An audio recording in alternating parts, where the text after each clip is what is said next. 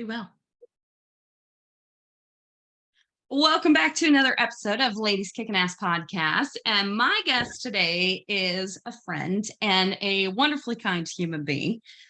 You can tell from just if you're watching this, looking at her, she's just such a warm spirit. And I just love being around this person. I met Heather Lackey is our guest, and I actually met her when she was in a former life of being an eyelash artist, and she is an incredibly badass eyelash artist. It was like the best naps that I ever took. Right. So relatable. And I loved it so much, but it's been so cool to see your transformation. And I know we spent plenty of hours, me laying on that table and you doing my eyelashes, talking about how much you wanted to be in social media marketing and how you wanted to pursue that goal. And it's so cool to see that you are stepping into that and that you are doing that. So my guest today is Heather Lackey, and her business is called Spotlight Social Media. You can find her on any of the socials by that name. And she is from Gilbert, Arizona. She's a hardworking single mama to an amazing little girl that tends to be following in those entrepreneurial footsteps, just like her mama. And everybody that listens to the podcast knows how much I love that and how much that makes my heart sing, because if we don't teach our babies how to do things, I don't want to leave it up to someone else. So I really look up to you for doing that stuff for your daughter. And so I just want to welcome you to the Ladies Kicking Ass Podcast. I think you embrace that word so beautifully. So go ahead and tell everybody a little bit about you, not your business, but who's Heather? Okay.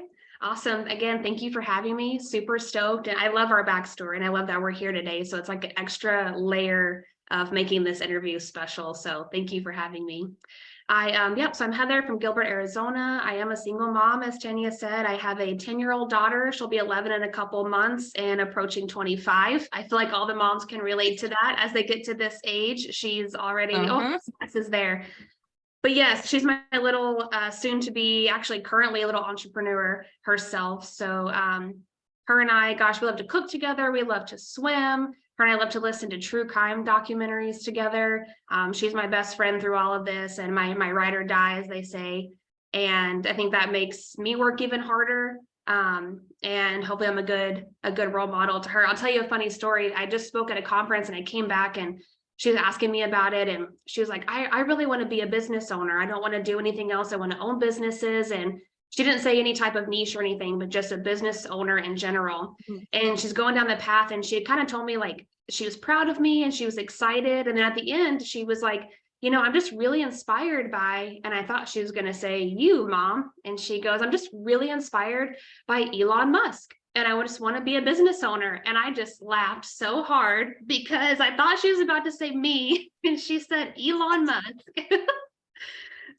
But she's so funny. But we have a 1-year-old golden doodle as well. Her name is Molly. She is love in dog form. She is the best temperamented dog. And so we have our little bachelorette pad, us 3 girls, and I wouldn't have it any other way.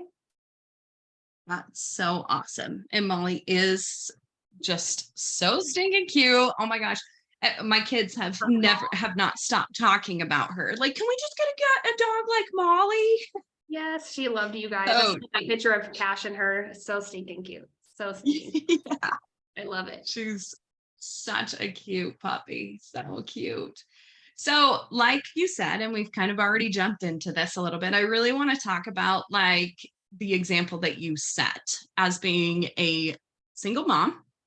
We have that in common too, very much like it started businesses when we were single moms. We went after that big thing that we were like, shit, we don't have the security of this paycheck. We don't have, which isn't security at all. It's a fallacy anyways, but we needed to make that schedule so that we could be the present moms that we wanted to be.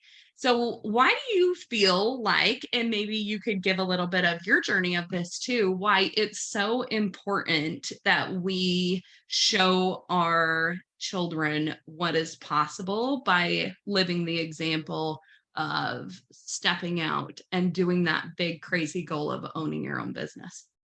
Yeah, Absolutely. I love that question because we do have little eyes on us. And there's that famous quote, more is caught than taught. So they are always watching and catching on to what we're doing. And we can teach them and tell them, but at the end of the day, we do have to lead by example. So thank you for acknowledging that, and back at you too, because I know you live that for your family, and Aisley with her business, it's incredible. So I think it's so important because we live in a world where all eyes are on us and we are heavily influenced by what we see, as we talked about earlier, on social media. And the pressure out there from society to kind of, it's so old school. I feel like it's a little archaic now, but most people don't live by this anymore. But to go to school every day and you do your homework, and then eventually you're going to go to college and you get the 9-to-5 job. And that's kind of the trajectory that they kind of paint for the younger generation, and even for our generation too. But I feel like that mold and that glass ceiling has been broken. And it's awesome to show our little ones and just youth in general, no matter who you're inspiring, that it's okay to do something different. It's okay to start your own business. It's okay to lead by example and not do what everybody else is doing. And I love doing that for my daughter, just showing her that you work hard, you can do whatever you want to. And that was a little bit of my journey. Was I used to be a teacher, and I had to leave. I loved it so much. It was just in my DNA to teach, and I still look for that outlet to educate others still, but I couldn't live off that one paycheck anymore. And the cost of living was surpassing what I was making, and I had to make a change. And it was absolutely terrifying, but I love that I was able to set that example for Madison and show her that it's okay to take a risk. I left that job with hardly any money saved up. I just didn't make enough to have this massive savings to live off of, and left it and pursued aesthetics. And I started doing lashes and brows, and that was terrifying at first. But I used what I do today to build my business. And I love that she kind of got to see that it's okay to be scared. It's okay to not have it all figured out, and to pursue what you want. And I just at that time, like you said, it's kind of a fallacy. I wanted to make more, but that wasn't the only goal. I wanted this lifestyle of time with my daughter and time for myself, and not be a slave to the 9-to-5. And I was working way longer than 9-to-5, honestly. And it's so nice now to have the freedom and set my own schedule to do what I want, and show her that she can do that too. Yeah. It's so important. And I think one of the biggest things, like when I talk to my kids and they see it, thank you for saying Cotton Not Talk, because I say that stuff all the time. Me too. I'm like, they're watching everything. In fact, at the Growth Day conference I went to, Ed Milet was speaking there. And he was talking about, oh my God, he's the most powerful, moving speaker I've ever listened to in my life. It was incredible. But he was talking about how we sit and tell our kids, you can be anything that you want to be. And he said, one of his biggest fears and things that you really need to be thinking about is, if you're sitting and telling your kids they can be anything that they want to be, what if that kid turned around and said, how come you're not doing that? Right. And what great neglect that truly is to your children, to not go after what you want out of life too. You think that you're staying protected by staying in this small space, or you think, I just this is what I chose to do. I'm going to do this. And so I have to do it forever. And meanwhile, you're telling these little kids, you can go to the moon, you can be the president, you can do all these things. And they look at you and say, well, why are you so, why are you so miserable? Why did they come? If with the way that he said that just came back holy shit, you have to set an example. You can tell them not to do something, but they're watching you. And trust me, they're thinking, but you do it. Right. Don't talk bad about people, and don't do this, and get off of social media, the scroll, not necessarily off social media, but quit playing the video games all the time. Meanwhile, you're literally just buried in your phone the whole entire time. So that is a huge thing. And I think by showing them what productive things can be done with social media, it can be done by sitting behind the computer and working on your big hard goals. It's really important that we talk to them and we tell them what we're working on, because it's amazing to me. My husband was just saying, he's like, when we were at the conference, he's like, my kids don't even know what I do. And that really bothers me. And it made me stop and think, how many people feel that way. Right. I know that my kids know what I do because I talk about it nonstop and they're always sitting in my office with me. But a lot of parents don't talk about it. And a lot of times I think it's because there's a little bit of shame wrapped around because they want to be doing this and they're stuck doing this. Yeah. What do you think about that?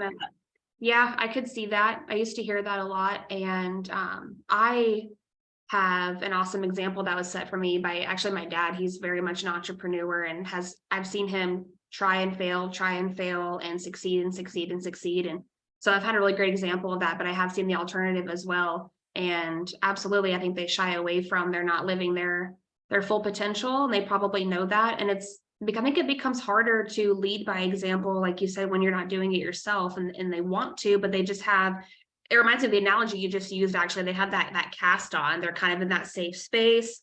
They could take it off and they know there's bigger and better things and they're stronger when they do, but they kind of stay in that cast because it's comfortable. And it does trickle down to the other generations. Absolutely. It truly does. And that was something that Ed touched on too. Like the Rockefellers didn't just become they haven't been rich their entire life. Like somebody had to step up and they had to do it. They changed their family tree. They decided this isn't who we are, not just dentists. We are not just this. We are not just this. We have went a non-traditional route and now we're here for our families. We're making great money. We're not the one that talks about our woes all the time. We're actually lifting people up and doing stuff. And if you find yourself in one of those families or those situations where you just feel like it's been a struggle forever, like it's a struggle. Like I grew up in a small town in Wyoming. Everyone fucking struggled all the time. And it was like, you didn't earn it unless you struggled through something, And it was one of those things that my husband and I have talked about. Like he would often say like, well, when I was a kid, I didn't get blah, blah, blah, and all this stuff. And I'm like, we have worked. I very gently had to have the conversation and just kind of give some perspective to him of how I felt on that. Was like, I have worked my ass off. So my kids will never understand the struggles that I had as a kid. I don't feel like that makes them stronger because they're dealing with their own level of struggles that we didn't have when we were their age either. But Right. what we are doing is we are changing this. We're not talking about the old story anymore. What are we building so that they have something to look forward to? And how can they be a part of that? And I think it's like people live, Brendan Burchard said that this weekend too, like people live in their childhood for far too long. And then they put it on their kids. And then they put it on their kids and they put it on their kids. And you have to be the one that breaks that cycle. And I was like, whoa, like this is everything that I think about in my head, but it was so beautifully put into that we can lead by example. And although you may be looked at as a little bit weird, like my daughter with her business, she's like, well, I don't want to talk about it too much because I don't want everybody to think I'm weird.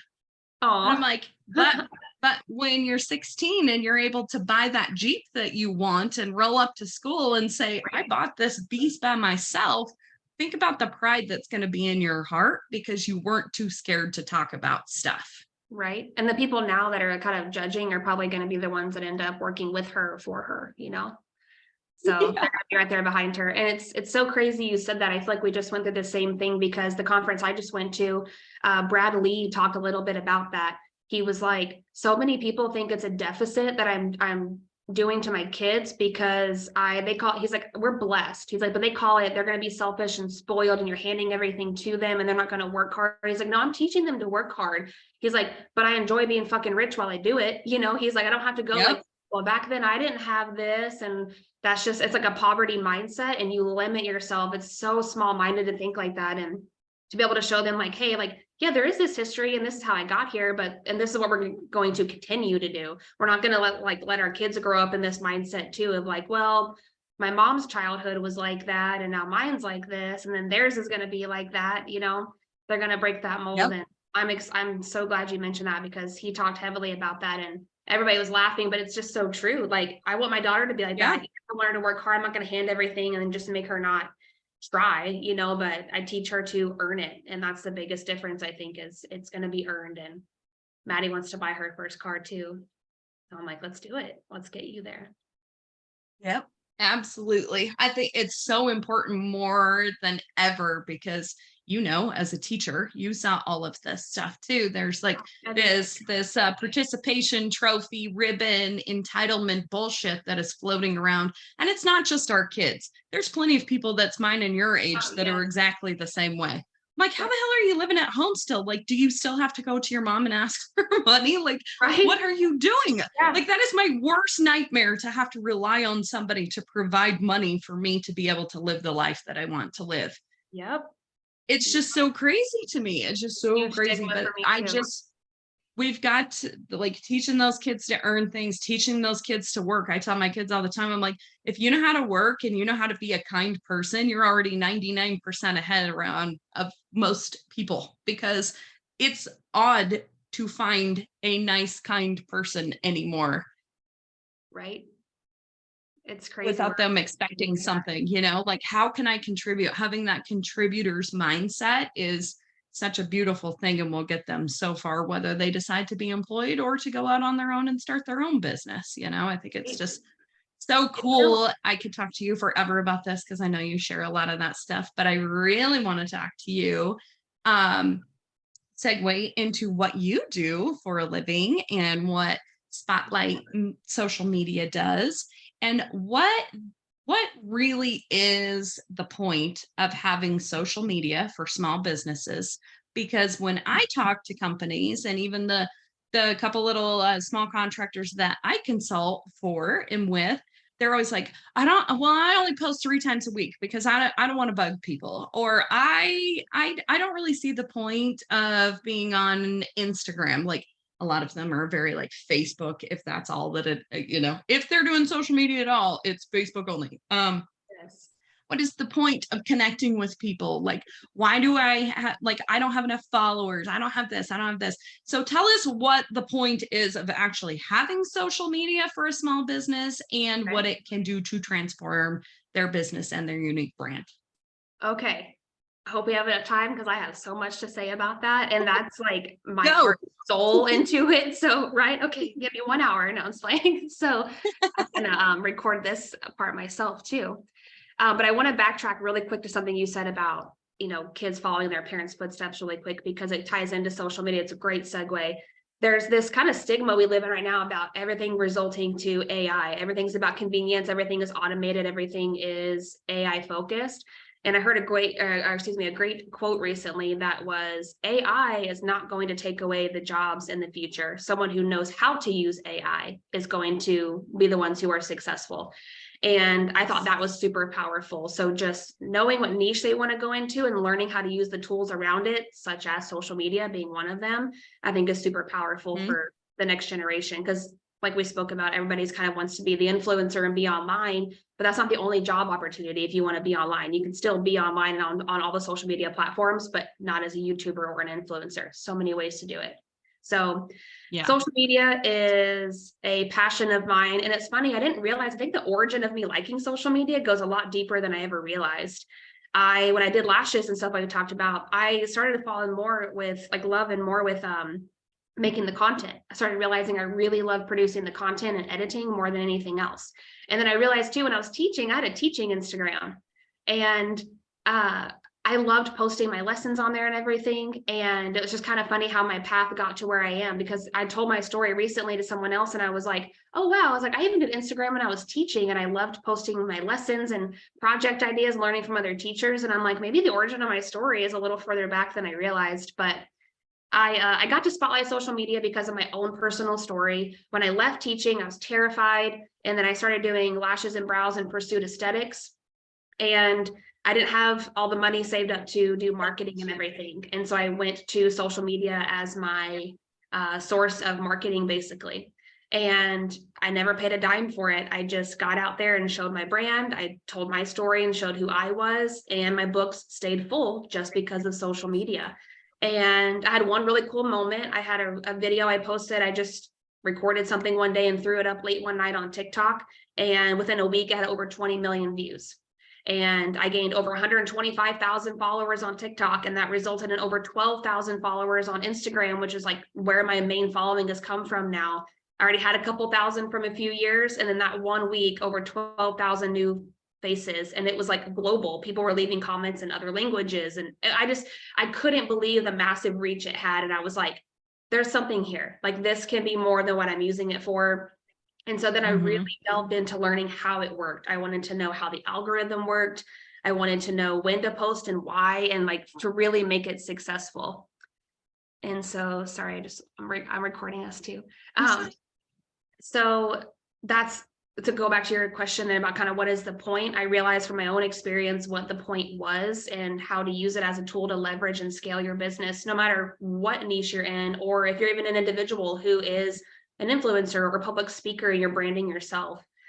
So my answer for you is going to be threefold. So the first one is social media in general, whether it is your personal page or your business page, is to tell a story. And I know we had a prior conversation about that, but especially since after COVID, it's really been magnified that people want to connect. They want to support those small businesses. They want to know the why, and they want to know that whoever they're watching or investing their time or money into, is there's something they resonate with that person. And so you want to get on there and just tell a story. And the second part of the answer is connection. They kind of tie in together, but you want to get on there and connect with your audience. And the point is to connect with them. Brad Lee has a popular quote that is, the more money you, or the more hands you shake, the more money you make. And social media, like quadruple or more than that, enhances that reach for you. You might not be physically shaking a hand, but you're going to reach so many more people being online, having an online presence. So tell your story, create a connection with your audience. I think one of the best things a business page can do is show some face and some personality on your page. Let people see who you are. Especially if you're a product-based business, don't only post your product, like post your face, let people connect with you. And the other super advantageous tool of kind of what's the point of having social media is a lot of business owners I've worked with will say things like, well, I already have a website. I run ads, I have a website. Why do I need social media? And a website's so different. A website can sit there pretty static for a while. A lot of business owners will update it maybe quarterly or a couple times a year, and the same information just sits there. And that's great. Websites are awesome. I'm not saying don't have a website, but social media is like a daily portfolio of your work. It is a way to show every day that behind the scenes, that just raw, authentic side of your business. And that's the point of having it, which again goes back and it intertwines with the previous two pieces, is you're connecting with your audience, you're telling your story every day. And it's way more than just a couple of informational things on a website, a couple pictures that usually stay the same or kind of slideshow across the top. But it's just a daily, it's free. It's a free portfolio to show you every day. It's free to create an Instagram account. It's free to create a Facebook page. And it's free to post. You just need your phone. We've all got a smartphone now with a video camera and can take pictures. And I tell people, don't stress. Don't make it a big production. Just be real and just show you or your business. And automatically from all of that, it will convert to, we all know the end goal, of course, is to generate an audience or generate some sales. So conversion will happen if you do those things. Just post consistently and bring value. Just be a credible source for your audience, and everything else will fall in place. Excellent. That was a lot. Sorry, that was a lot. No, it's so good. Oh my gosh, I want to dive into all of that. So I will tell you right now that the social media stuff that we talk about on the podcast is always like the most social media and accounting. Yes. People have lots of questions. To your bookkeepers podcast this morning. I listened to the bookkeeping one because that's something I need to learn more about. And so, yeah, that's the one I went to right away. That is the number one podcast of all of them. It's so crazy. But there's so much good. There's good nuggets in there, and Tiffany's so awesome. So one of the things, I think that I hear, especially in the home service business, I'm in with the septic stuff, and the people that I work with are contractors, handymen, things like that. I'm looking over this incredibly cool list, if you will, of things that Heather has put together that I'll go ahead and tag in the show notes so that you guys can download it and you can check it out yourselves too. But I just want to go through this a little bit and talk about and like kind of really micro in on how they can do all of those wonderful things that you just talked about. Because I think the big thing with social media is that people are like, great, I can do this.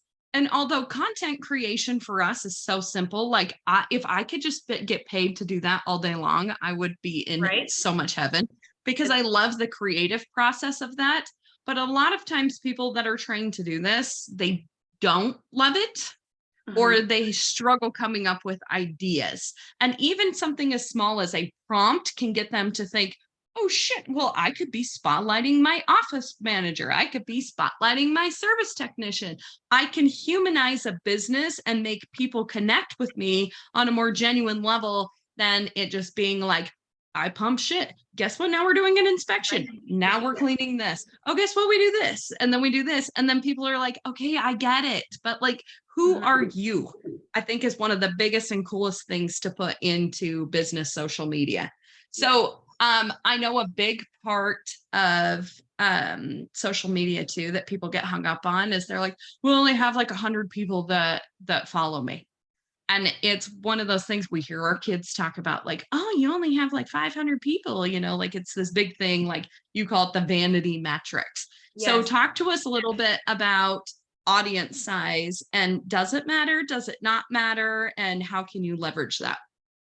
Absolutely. This is such a hot topic, and it's kind of Instagram and some of the other platforms are kind of to blame because they did kind of set us up in the beginning for that being your worth on social media. How many followers do you have and how many likes are you getting? And I know by nature, sure, if we see two businesses who offer the same thing, we might go and look at their social platforms or Google reviews, and you might be more inclined to go with somebody that has, it looks like they've been around longer because they have a larger following, or maybe they have more reviews, kind of that clout, but that's what they kind of call those vanity metrics. But nowadays, we kind of live in this falsified world of a lot of people are purchasing those things and they're not real. So I always tell people, like, really do your research on your business, because sometimes those vanity metrics are fake. You can go and buy likes and followers and everything, but they truly don't quantify your like value on social media. I heard this great quote one time, and it was like, imagine someone had said something like, oh man, this picture only got 73 likes or something like along those lines. And this guy was like, imagine if right now, let's say it was like a cute selfie or something, and you have 73 people lined up ready to walk up and say, I like your outfit. I like your makeup. I like your hair. I like whatever they like about the photo. I like you, you know, because like, imagine how good you would feel. Like if we have like a stranger one day be like, hey, your hair looks good. Or who does your hair? You're like, oh, thanks. And that's such like a warm feeling. Imagine 73 people doing that to that one person. And it has like embedded in my mind that I have that image now. I still fall into that way of like, oh man, that video didn't go as far as I wanted it to, or oh, I got 100 likes. And I'm like, wait a minute. I mean, think back, you know, what if I had 100 people coming up to me physically and saying, I like your content. I like what you're doing.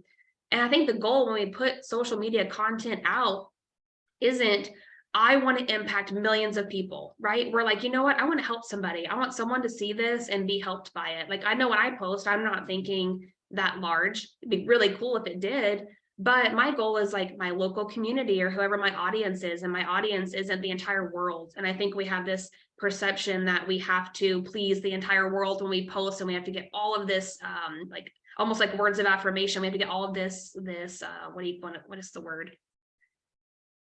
Validation. Yeah. And it's not like that. So those vanity metrics, they don't really matter anymore. And then plus the algorithm doesn't look at that anymore. I'll give you a quick backstory about Instagram really quick. Specifically, I work mostly with Instagram, but this is applicable to like TikTok and other ones. Originally, like I said earlier, it was all about the vanity stuff. How many likes are you getting and how many followers do you have? And they started realizing that doesn't really bring value and quality to a page. Like I could go follow a page today and then never go back to it again, right? And I think a lot of us, we honestly do that. It kind of reminds me of Pinterest. Oh, yeah. Pin stuff and never go back and really do those home projects or cook those recipes, you know, but we saved it. So Instagram specifically started looking at, okay, so a real quality, real value is more than just following or liking something, because it takes 0.1 second to double tap and then scroll. So they started putting more emphasis on just like engagement. So first it was, okay, if someone really likes your content and you're putting out good stuff, They're probably going to follow you, they're probably going to like it, but they're probably going to do something more than that and probably comment. But a good comment with substance will be 4 words or more. So there was a lot of input on, or a lot of value placed on comments. And then from there, it was like, well, anybody can take 2 seconds and leave an emoji and then scroll away. So then it was, you have to like it, comment, and then it was share it or save it. And really good content is going to be shared or saved because they're going to want to show their community, or they're going to want to save it and look at it later. So you hear the influencers, it got really chaotic. It was like and subscribe and follow and comment and share and do a backflip, you know, and it was like all these things you had to do to show you like the content. And it got a little crazy. Now, and you know, for anybody listening, here's where you really get the good stuff now is Instagram. All they care about now is like the engagement and like the duration somebody's on your page. So for your page example, I could go to your, let's say your junk removal page, and I could watch some of the videos or read some of the meet the team type of posts, read some of your testimonials. I might not comment, I might not like anything. I could just be what they call you're looking, not booking, just kind of eyes on your page. But if I spend 12 minutes on your page scrolling through everything, Instagram algorithm registers that as quality content. You did something that made me stay on your page for 12 minutes. I'm just spitballing random numbers here. But let's say I go to a competitor's page and nothing catches my eye. Maybe they don't post a lot and I notice it's old stuff and I'm on there for less than 30 seconds and I close it out. Instagram realizes maybe there's not quality stuff on there because I'm not staying. So it doesn't matter how many followers you have. You could have 100. Let's say you have a course you sell online. If you have 100 people who are following you, who are buying your course and engaging with you, you could probably make 6 figures and way more money than somebody who bought 20,000 followers. And those robots are doing nothing. They're not engaging with their content and they make $0. That happened to an influencer recently on TikTok. She has this massive following and it came out that it was fake. It looked real, but she created like 30 sweatshirts and she was doing this super exclusive sweatshirt clothing line drop. And within like a week, she sold 6. And she was super upset. And some people were like, how is this possible? I can't remember her number. It could have been close to 1 million, or it was like hundreds of thousands. They're like, how did you only sell 6? You have such a loyal following. And it came out that she bought them. They're not real. And I thought that was a really cool visual, a really cool moment to be like, this is exactly what social media managers will tell you, you know? So at the end of the day, I try to focus on, I have a content strategy I use. It's called the 5 C's. Each component starts with the letter C. And I'll share a couple of them on here today, but a couple of them are, one of them is conversation/connection. And that's the biggest component that's going to help you with your content. And you don't have to overthink it. Just ask a question, post something relatable, post something that you know your audience is interested in, and just connect with them.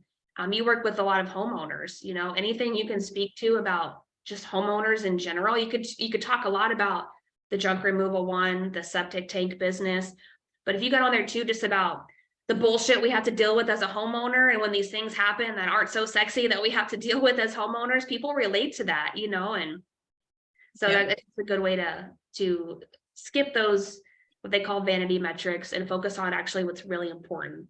And that's just tell your story and connect, and those numbers will grow. They will. Yeah.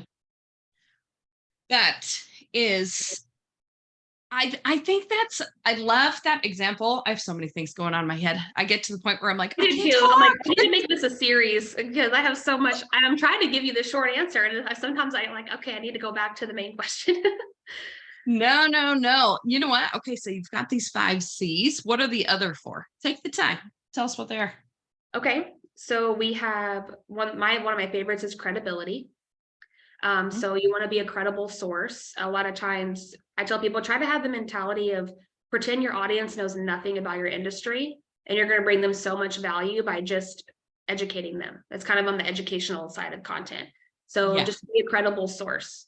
The other one is consistency. Just be consistent. And that a lot of times is mistaken for I have to post every day, multiple times a day. You really don't. Of course, the more you post, the more chances, it's probability, the more chances you have to reach more people, but you don't have to post every day. I could talk about that all day long, but maybe we'll circle back to it later, but just be consistent. If your page is, we post every Monday, Wednesday, Friday, that's great. Your audience is going to learn that you are consistent and you're credible. You show up when you say you are, and you post every Monday, Wednesday, Friday, and they know to go look for it on those days. The fifth C, I'm going to jump just for a second, is conversion. So after you've done all of them, it is all about converting to whatever your goal or objective is. If it's to grow your audience and reach more people, great. If it's to sell a product, to get people to use your service, book public speaking engagements, whatever your goal is, conversion is always the final one. So consistency, community. Community is a huge piece of it. And I love all 5 C's. They all intertwine with each other in some way, but community is a really big one, because that's our whole goal of being on social media anyways, is to reach an audience of whoever that is, depending on your niche. But whatever you can do to show that you're involved in your community is part of it. How does your business give back, or what do you do as an individual in your community? Like you, maybe going to speak at schools, going to these conferences with other strong women, doing the podcast. You have a great community for your business. So I don't want to skip any. So connection, community, conversation is another one. And that falls into the engagement piece. Try to start a conversation with that community. Figure out what people like and don't like, figure out what their pain point is and how you bring a solution to it. What can you offer them to solve their problem, if that's the case? And then after everything you've done, conversion will happen naturally. A lot of people hop on social media and they're immediately like, how do I monetize? How do I do this? How do I get the big numbers, the vanity stuff? And it's like, that's just not what it is. And sometimes I think we live in that world of convenience, and then we want that instantaneous gratification of everything and success, but you got to put a little bit of work in, and those are the ways to do it. And if you want, I'll send you a list of the 5 C's and a little description. I have a little sheet on what they are and what type of content you can post to target those 5 different categories, and kind of have a healthy like 20% of each on your page. I'll send that over to you if you want to include it in the show notes or post it somewhere. Yeah, absolutely. Girl, we're gonna have to do a masterclass in my membership on this whole thing, because we could go on and on and on and on about this, because we can preach this so much, but like giving them, and you give the 5 C's is beautifully put together, by the way, because those are all incredibly important things to do. But I think that as business owners, people get caught up in, they're like, I see what I want. You gave me the 5 C's. Now, what the hell am I supposed to do this? So when people are hung up on content creation, is there a quick tip or something? She just wants to talk. She wants to talk. Go with that. What's the content creating strategy or tips you can give a business owner that isn't a natural like we are at creating content? Absolutely. Okay, so first, I'm going to share what the most popular type of content is. And that is something called UGC content. And that stands for user-generated content. And I'm going to go back to the conversation we had before this and kind of joke about the Kardashian analogy. But yeah, people like to relate and resonate with your content. They want to know, like I said, the why, and they want to know why they should trust you. Basically, why are you credible?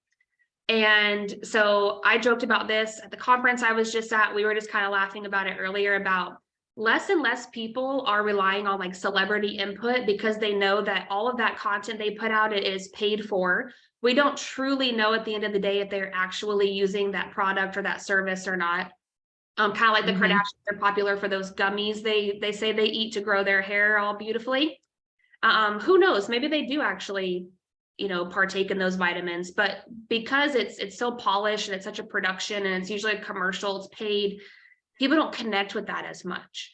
But if you're someone, a friend of yours hops on, a fellow business owner, someone you go to church with, a family friend hops on and says, hey guys, I've been taking these gummies for a while, and look, like my hair actually has grown about an inch. It's a little softer and shiny. And they kind of give this like raw, authentic review, basically. You're more inclined to work with them or to want to use that product. And so user-generated content, if I hop out of my phone, I'm like, hey guys, I just want to shout out Tanya's business. They just came and picked up all of the junk I had outside my house. They were so nice. They were on time, and I compliment your business in any way. And I'm like, here's her tag, reach out if you need this service. More people are going to trust me rather than like, you know, the paid for actor, like whole production. So, Yep. and I think, and so knowing that, some people are a little afraid to be in the front of the camera though, which totally understand. It took me a long time to warm up in front of the camera as well. And so, yeah, me too. Yeah, oh, absolutely. It's a little awkward. And so, but you don't have to be in front of the camera. You can, one of my favorite quotes is document, don't create. I'm going to say it again because I love it. Document, don't create. Like you, if you just really, truly never wanted to be on camera, you never would have to. You could just go to your job sites and maybe you could talk and let people like explain what's going on, but you don't have to be in front of it. Hold your phone. Like, hey guys, we're here in Gilbert today at the Smith's house where we're cleaning their septic tank, and my guys are doing da da da, and you record like a 30-second video and just kind of show what's going on. You're just documenting your day. You don't have to spend a lot of time doing all these you know, crazy edits and you know, again, making a production out of it. And then you can just post it on your Instagram story, post it on your Facebook page. You know, are you in need of this service as well? Give us a call today. Here's a little sneak peek of what we did for the Smiths family this afternoon. And just document your day. You don't have to create crazy content and hire videographers and professional photographers. And there's nothing wrong with doing that. Some people do that, and that's great. It can depend on your niche. It depends on your goals. So I'm not saying, you know, stop all of those things if you're doing it, but getting started or just having that fear of putting content out, you don't have to. That can really be broken down by just walk around and kind of document your day. Another thing I wanted to share was if you feel like you're stuck, one of the best things you can do to get content going until you kind of find your content lane and figure out what you want to do with your page is alliterative content, and numerical content is some of the top performing. Alliterative could be something like Testimonial Tuesday. You don't have to be in front of the camera for that. Screenshot a Google review. You could turn it into a fun graphic if you want, or however you want to. You can even screenshot a text message. If a client sends you a message and says, you guys did an awesome job, every Tuesday, post a testimonial. You know, on one of the pages I work with, we have 2 days a week that are alliterative, and they're kind of like, it's a episodic content. We post the same thing every Monday and Tuesday. Monday is Meet the Team Monday, and we spotlight somebody, put a picture up of them, and kind of tell who they are and what they do at the company. And my favorite part is where we share a fun fact about them too, so the audience will connect with them. Yeah. I'll divert and tell you this really quick. A gentleman recently did his Meet the Team, and he was like, hey, my name's Joe Schmo. This is what I do at the company. I've been with them for 5 years. Fun fact about me is I cook an amazing Italian dish called something, I can't remember. It was an Italian name. He says it beautifully. He's got that accent. And he went to a client's house, and she was like, I looked you guys up on social media. I actually saw your picture recently. And she was like, my family loves that meal. And they connected over him posting about this Italian dish that he loves to cook. And he got the sale with them. And I think it's just because she resonated with him. It wasn't some random person at her home, but the fact that she saw that and she had a connection. And he's like, we talked forever about Italian food. And it was done. The deal was done, you know? And so Yeah. showing to how powerful social media is. But I love that. I love including those. So, Meet the Team Monday. You can just get creative if you can come up with something with your business name in it. It can just be Fun Fact Friday and share a fun fact about your industry. You don't have to be in front of the camera for any of those things. And they can all just be graphics, or you could screenshot something. Yeah. And then numerical was the other one. There's a kind of psychological thing. Like if we started this podcast and said, here are 5 ways to dominate on social media, people are like something goes on where you want to hear all 5, right? Like you're not going to be like, oh, I'll just listen to the first 2 and then carry on. Typically you want to hear all 5, and you want to see if it's new information that you don't already know. So if you can post numerical content, here are 3 things not to put in or flush down the toilet, because here's what it does to the septic tank, or here are, 5 examples of items we can pick up for you. Like there's so many ways to run with that. But numerical content is popular. So I know, consider those. You don't have to be in front of the camera. You don't have to be nervous. You can be behind the camera always if you want. Maybe find someone else in your business who's comfortable being in front of the camera if you want to show some faces, but Sure. yeah. That's so good. Oh my gosh. Seriously. I need to come up with like a 10 content list or 10 like content ideas and get that over to you as well. That way people feel it's like a prompt, but you keep that one and we'll do part 2 to this podcast and then we'll go over those top 10. Would love it. That'd be a good one. So teaser everybody. And I love on your what's that? Sorry, so imagine that title that'll probably attract a lot of people, like don't know what to post. Here's 10 content ideas. And I bet you they're going to take note of all 10 because it's just something that's in our brain. We want to know all of them. So, well, think about it. Like, you're probably a list lover. Are you a list lover? Do you make lists for everything? I have Post-its everywhere. Why. Because people I have 3 notebooks right here. They're all color coded for me to make a list on for different things I have to do. Isn't that ridiculous? I have a list right here. I've got a list on my Post-it note block. Like, I got lists all over the place too. Everywhere. List makers are doers. They're achievers. They want to see the shit they got to do. And there is just like beautifulness in being able to highlight something and mark it off. It's like our own inner working of like, accomplish something. I accomplished something. So these lists are beautiful and it's an incredible way to be able to connect with people in a very simple way. Like, how do you get in this? Like number 7 on your 10 social media tips is don't overthink it. You're the expert and people just need your post. So just post it, It's those things where people think it has to be curated. It has to be pretty. Before we start this podcast, I always tell people, I'm not editing this. So if your dog barks or your kid runs in, guess what? They're in the podcast. We just roll with it. If it's something emergency, I'm always ready to hit pause for a moment, but I'm not editing it out because I think the thing that is unique and connects people is they can see themselves in you. That is why they buy from you. That is why they follow you. That's why they connect with you. That's why they want to serve with you, is that they can see themselves in you. Just even in this conversation right now with the plans that I'm putting together for the summer for Ladies Kicking Ass, I'm like, you have to be an integral part of this because I love the connection that we have. And I know that other people will be able to feel that as well. And it's just a beautiful thing to be able to find that. And you don't know who you're going to connect with on this social media. I'll tell you, for my septic business, a lot of the people that connect with me on there are actually other septic companies too. Yes. And that is a really cool thing because when I spoke at our wastewater conference, I spoke at a couple of them last year, people would come up to me and be like, I follow you on Insta. I love your Instagram. And I'm like, yes, so random. They're like across the country and they do the same thing that I do. And they connect with me, whether they're connecting with the business to get social media posting ideas or to be, like, it's so cool that this is a woman-owned business, like you're making impact in places that you have no fucking idea that you are even reaching. So it's that consistency. Show up. Someone is watching you that needs you, and they will, even if they don't buy from you, the inspiration that you're putting out into the world. Not all transactions are monetary transactions.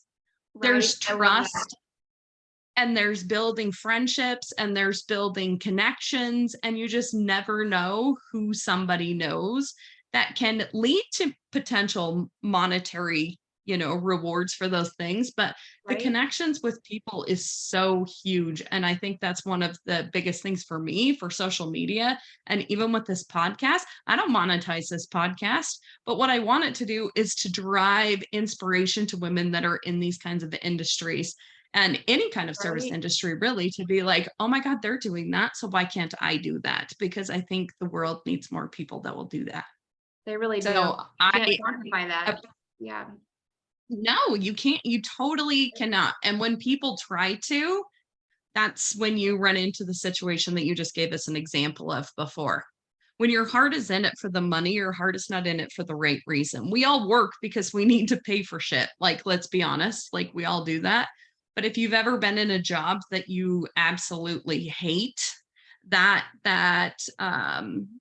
non-congruency with your mission and what you want to do, and that job is just, it doesn't bring peace to your life. So if you can like put it out there, like, no, I'm not the one out there doing the septic tank pumping, but I have these incredible guys that work out in my field, and these ladies that work in my office, and the other guys that work in the office, and you can make a story of like, this is a life that's possible and people really enjoy doing what they're doing, even though they're pumping shit. They're a part of something, and people want to be a part of something more than anything in the world. Right. So really putting that story out there of your business is so incredibly awesome. One thing real quick, if you've got time, I really want to go over this because it's in the handout and it's on the bottom part of this. And I think this is something I have no idea what the hell I'm doing with my Instagram bio. I just keep like changing it and putting weird random shit in there. So I'm going to have you audit all of mine too. But like 5 things your Instagram bio needs. What is the point of an Instagram bio, and what do they need to put in it? And just give us an overview on things that we can do to edit our stuff. Yeah, absolutely. So an Instagram bio is super, super important. And a lot of people don't know this, but if someone goes to search for you on Google, Google can actually rank you and put you in the search engine. And they can find your social media pages based on what your bio says specifically on Instagram. That's where they first pull some of that verbiage. And so I'll refer to one of my examples in there. This is actually like an SEO tip, kind of a search engine optimization tip. Think about what your audience is going to search for online when they go to look you up. A lot of people, obviously, if they are looking up, if they need, we'll use your junk removal business for an example.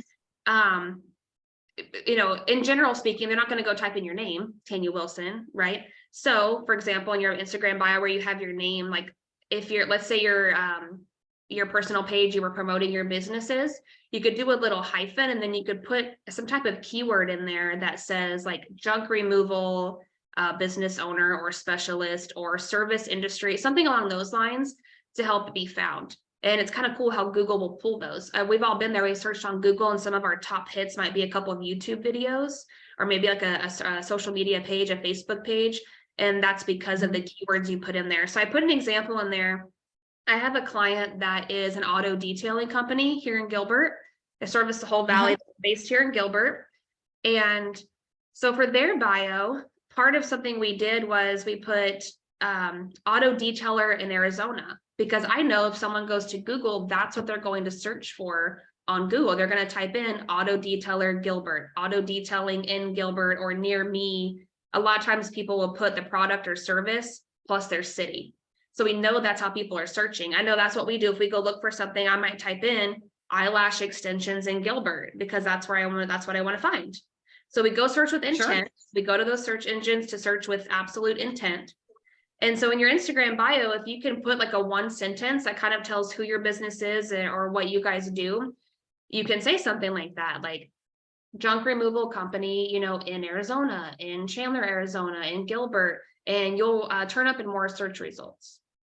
Something else you need is your location. Tanya, I can't tell you how many pages I have gone to on social media, Instagram specifically, and their location is nowhere to be found.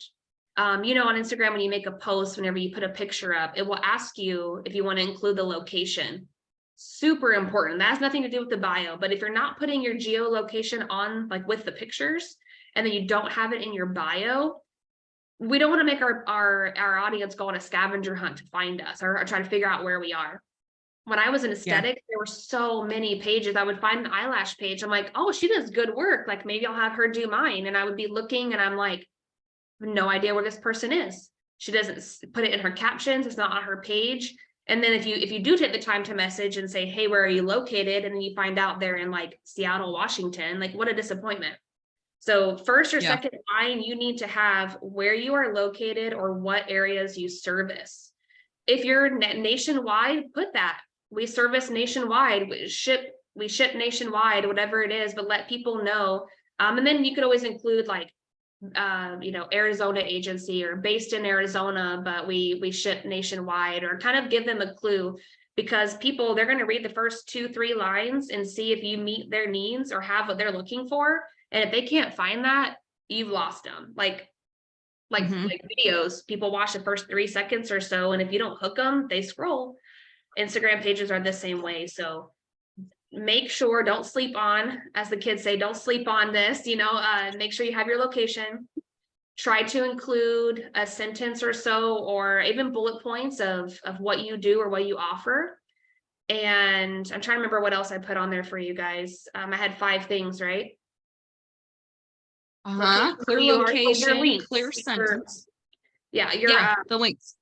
Whenever you create your Instagram bio, if you click edit profile, it will ask you if you want to include a URL. And Instagram loves when you use all of their tools. So don't leave any fields blank. Fill in everything if you can. If you don't have a website, put a link to something else. Maybe your Instagram can lead to your Facebook page or another social media platform. Maybe you've been featured in an article, put the article if you had an interview or something, a podcast link, like anything you can put, just don't leave any of the fields blank. The more you use their stuff, the more they're going to help you out and push you to a larger audience. So have your links. I love Linktree. If you have multiple links, Linktree is a great way to have all your links listed for you. Getting the landscape. I love that this is going to be raw, not edited. The landscaper is like right outside my window. Can you hear it? I can't even hear it. I've recorded multiple podcasts with landscapers out in front of my house too, and they turned out glanced over. I was like, no, not right now. So yeah, having your links in there is super important. So people can do some research. And then the final thing is some type of call to action. You can put some type of emoji or sentence that says, click below for more. And it's your website. Having your phone number up there, or Instagram actually allows you to add a call to action button. If anybody ever wants help with that, message me. I'll show you how to do it. But you can select your thing that says like schedule now, book now, request a quote, get a quote, call me, all those, email us, contact us, all those things are there. So having some type of call to action. Again, this depends on your niche. Sometimes they're not going to all be the same, but definitely have a CTA.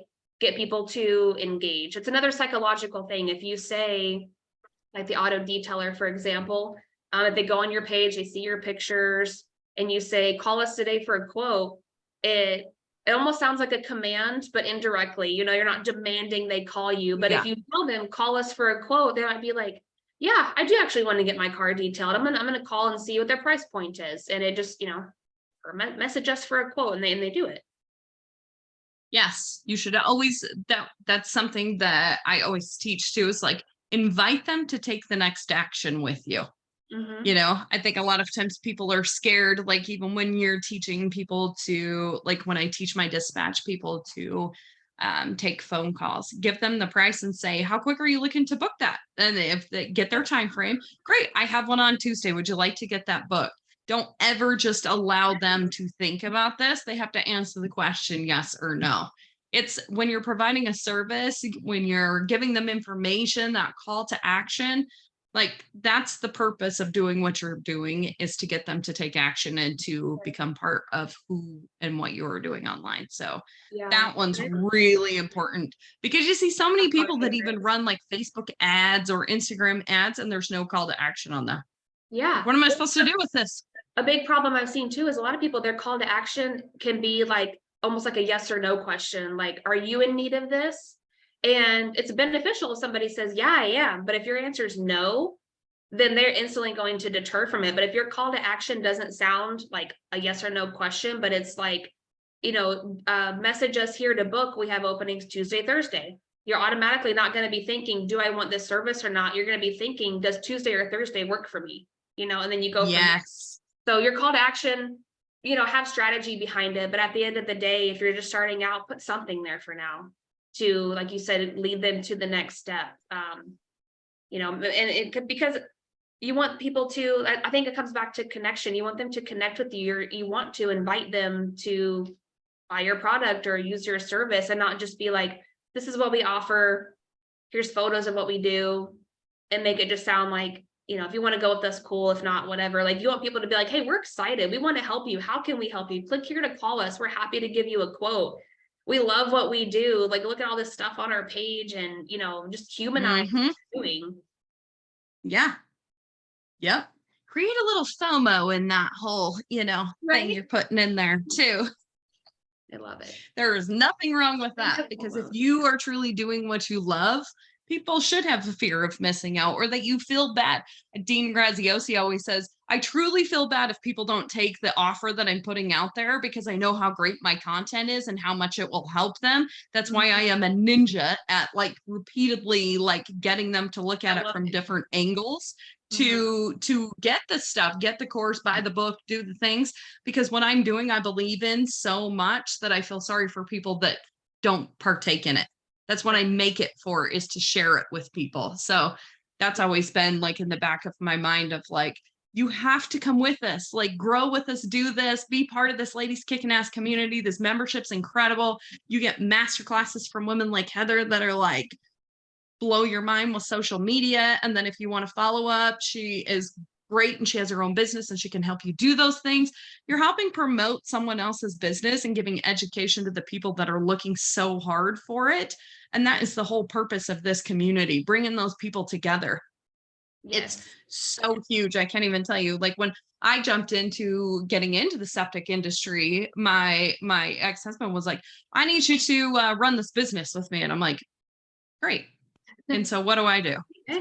Like, Yeah. how do I set up QuickBooks? What am I supposed to do about building a website? Like I bought the HTML for Dummies book and figured out how to, code shit, because back then there wasn't WordPress and all this cool stuff to do stuff with. So like you truly can like find that community of people. Heather's an incredible asset in the Ladies Kicking Ass community to be able to get in and ask questions about social media. She truly has a servant's heart and she wants to help everybody as much as possible do the best so that they can be found, build an excellent, unique online brand that will set you apart from everybody else. And you're just an incredible role model to women in our community.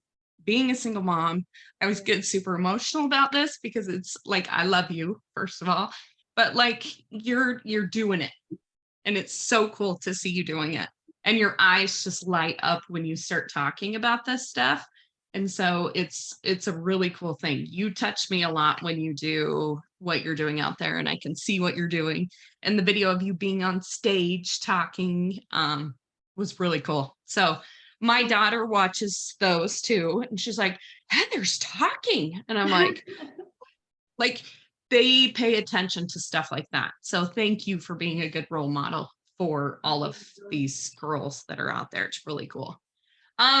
Appreciate that so much. So I'm gonna quit being a baby here. And I get emotional about it too. It's hard. I posted on social media. Sorry, I don't mean to go off on another thing, but I posted on social media recently, and my post was just, being a single mom is hard.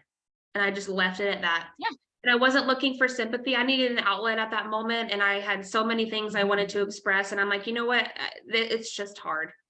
And so I got a lot of love on that post, which was super nice. And I appreciated what people just resonated with it, and again, that piece wasn't meant to really do anything. I wasn't trying to see how many likes I got on it, but it promoted some conversation, and so many people relate to that. And so I want to compliment your platform. It's such a beautiful place to be able to go and just know that, like you said, we are each other. We're all dealing with the same stuff, maybe in different ways or at different times, but we can all relate to each other, and we all have the same struggles. And it's such a great place to go for, to be uplifted and just reminded, like, hey, you might feel alone right now, but you're not.